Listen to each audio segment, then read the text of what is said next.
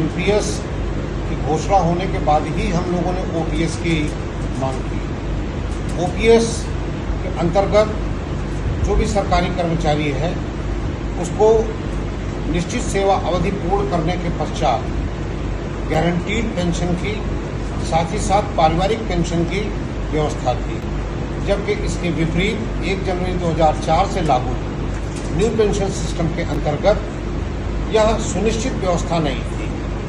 पारिवारिक पेंशन का कोई प्रावधान नहीं था और जो पेंशन भी थी वह कर्मचारी को पूरी तरीके से शेयर मार्केट आधारित नीति के तहत बनाई गई थी। इस बात को लेकर के all India railway federation, northern railway union, उससे संबद्ध यूनियनें एक लंबे समय से सरकार से मांग कर रही थी कि हम लोग ज़्यादा की नहीं अपेक्षा करते हैं।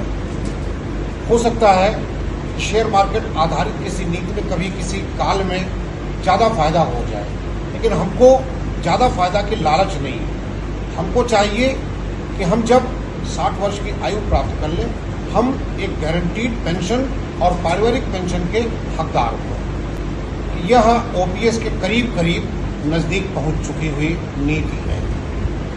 जैसा मैंने अपने संबोधन में कहा कि एनपीएस शेयर मार्केट आधारित थी। जो पढ़े लिखे लोग हैं, जो अपने संचित धन का अच्छी जगहों पे निवेश कर सकते हैं, उनके लिए संभवतः न्यू पेंशन सिस्टम बेहतर विकल्प हो सकता था।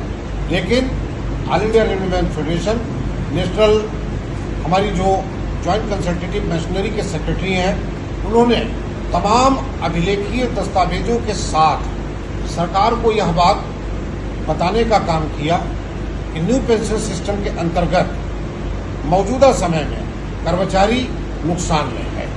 इसके चलते सरकार ने मार्च 2023 में एक समिति गठित की और अंततोगत्वा जेसीएम स्टाफ साइट के साथ में अनेक दौर की वार्ताओं के बाद विगत शनिवार को माननीय प्रधानमंत्री जी ने इस बात को मंजूरी देने का काम किया और अब यूपीएस सिस्टम में ओपीएस की बहुत सारे फीचर्स आ गए हैं।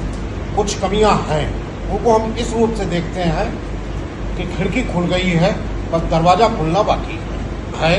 यूपीएस में चीज़ें रह गई हैं, जैसे ओपीएस में कर्मचारी का कोई अंशदान नहीं करता था।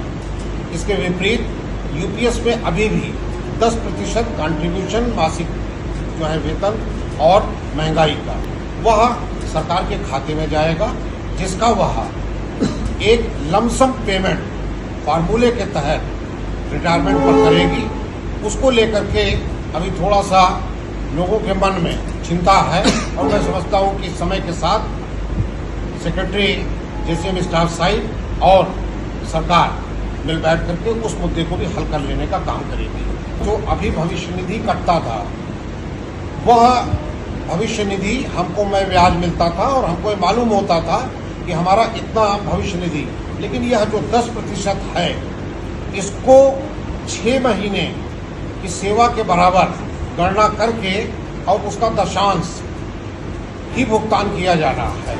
इसलिए थोड़ा सा अभी इसमें कर्मचारियों के मन में असंतोष है। मैं समझता हूँ उसको भी, असंतोष को सरकार को समझना पड़ेगा और ठीक भी करना पड़ेगा।